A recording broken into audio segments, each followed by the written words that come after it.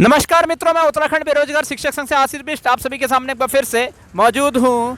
Police भर्ती आयु सीमा को लेकर बहुत ही खुशखबरी आने वाली थी और अचानक से रात को ही इसके रोस्टर में परिवर्तन हो गया। जी हाँ, यहाँ पे जज साहब जो है वो चेंज हो चुके हैं इस केस के, और अब ये केस जो है वो मैठानी जी जो है उनके अंडर जा चुका है। और मैठानी जी का जो व्यवहार रहेगा, कैसा रहेगा, हमें नहीं पता। इस केस में कितने सारे शिफ्ट एंड टर्न्स होते हैं हमें भी नहीं पता, लेकिन आज इस केस की सुनवाई मैठानी जी के अंडर हुई और कोशिश की गई कि इस मामले को शुरू से लेकर अंत तक नए जज को समझाया जाए।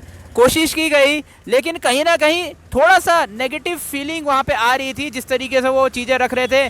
अब ये मामला तो बहुत लंबा जा चुका है और अब तो ये 24 तारीख से इसमें फिजिकल शुरू होने वाले हैं। इस तरीके से कुछ अपडेट देखने को वहाँ पे जज साहब बोल रहे थे, आपने शायद से लाइव स्ट्रीम देखी होगी। तो कहीं ना कहीं अंदर से थोड़ी सी नेगेटिव फीलिंग आ रही थी कि शायद से ये केस कहीं ऐसा ना हो कि आयु सीमा बढ़ने एक दिन भी ना बढ़े। यहाँ पे ये जो शिफ्ट आया है, मैं भी शॉक्ड हूँ कि ऐसे कैसे हो सकता है भाई। आप ये होना ये चाहिए था कि जिस जज के अंडर ये केस था उस जज के अंडर ही इसका रिजल्ट आना चाहिए था, और उसके उन्हीं के अंडर अगर ये रिजल्ट आ जाता उसके बाद रोस्टर चेंज करते। लेकिन ये रातों रात जो रोस्टर चेंज करने की जो रणनीति थी, किसकी भी रणनीति है हमें नहीं पता ये किसकी रणनीति है, लेकिन कहीं ना कहीं जो सक्सेस मिलती हुई दिख रही थी, यहाँ पे जो पॉजिटिव न्यूज़ आती हुई दिख रही थी, उसको एक बड़ा झटका लगा है, आप ये कह सकते हैं।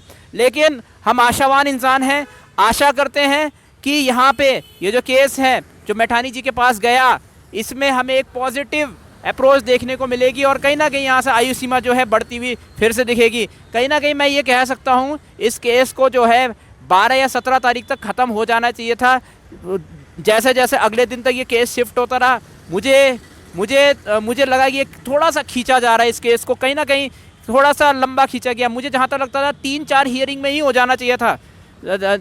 आई थिंक 3 हियरिंग में हो जाना चाहिए था। अगर वहाँ तब तक निपट जाता और उसके बाद रोस्टर चेंज होता तो खुशखबरी भी देखने को मिल जाती।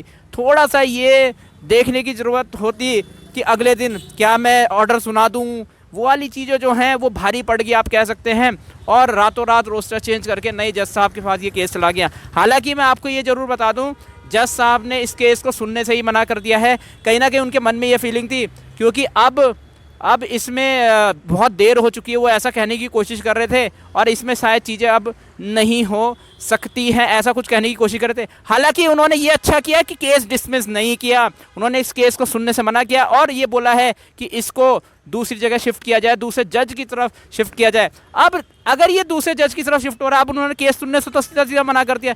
अगर ये दूसरे जज की तरफ ये केस शिफ्ट होता है तो कौन से जज के पास ये केस जाएगा?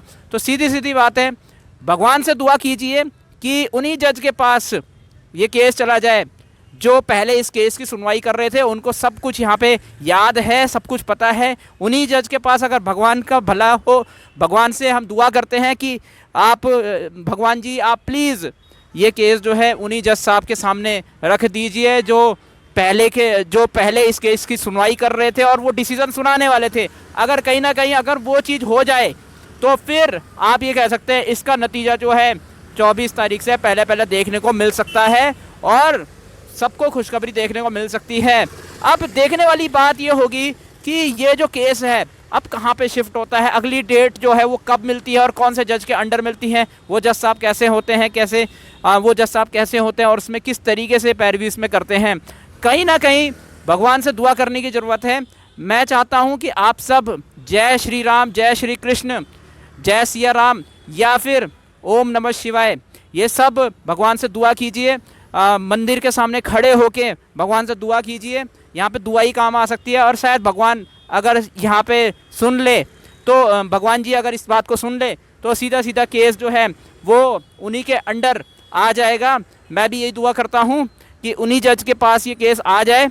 अगर यहाँ पे कहीं ना कहीं उन जज ने अगर शिफ्ट लिया है कि भाई मैं इस केस को नहीं सुनूंगा, कहीं और ले जाइए इस केस को, तो ये एक थोड़ा सा पॉजिटिव न्यूज़ भी हो सकती है। अब बस अब यहाँ से पूरी कोशिश कीजिए, भगवान से दुआ कीजिए कि यहाँ से वो उन्हीं जज के पास ये केस आए और पॉजिटिव न्यूज़ जो है वो जल्द से जल्द जो है वो 1-2 हियरिंग में देखने को मिल जाए। जो गलती हुई है आई थिंक जो हमारे जो इस केस के दूसरे जज हैं, जो उनसे गलती हुई कि उन्होंने पहले ही शायद एक केस पहले अगर वो डिसीज़न सुना देते या उस दिन भी वो डिसीज़न सुना देते आई थिंक, तो इसमें कहीं ना कहीं एक खुशखबरी देखने को मिल जाती और उसके बाद रोस्टर चेंज हो जाता। थोड़ा सा डिले उन्होंने भी किया है, कहीं ना कहीं ये होना नहीं चाहिए था, ये नहीं होना चाहिए था। अब भगवान से दुआ करते हैं कि उन्हीं जज के पास केस जाए और तुरंत से वो उसी हियरिंग में केस का नतीजा जो है सुना दे तुरंत से, और आपको पॉजिटिव न्यूज़ देखने को मिल जाए। अब यहाँ से मुझे लगता है अब दुआ ही काम आ सकती है, और कहीं ना कहीं यहाँ से चीज़ें जो हैं उन्हीं जज के पास जानी चाहिए। तो मैं सारे बच्चों से यही प्रार्थना करता हूँ, मंदिर के सामने खड़े हो जाइए, आपके घर के सामने जो मंदिर है वहाँ से दिया बत्ती जलाइए, पूजन कीजिए, पूजा कीजिए, और उन्हीं जज साहब के सामने वो जो केस है वो आ जाए, इसकी दुआ कीजिए। चलिए इस वीडियो में इतना ही। मैं उत्तराखंड बेरोजगार शिक्षक संघ से आशीष बिष्ट आप सभी से अनुमति लेता हूँ। जय भारत, जय उत्तराखंड।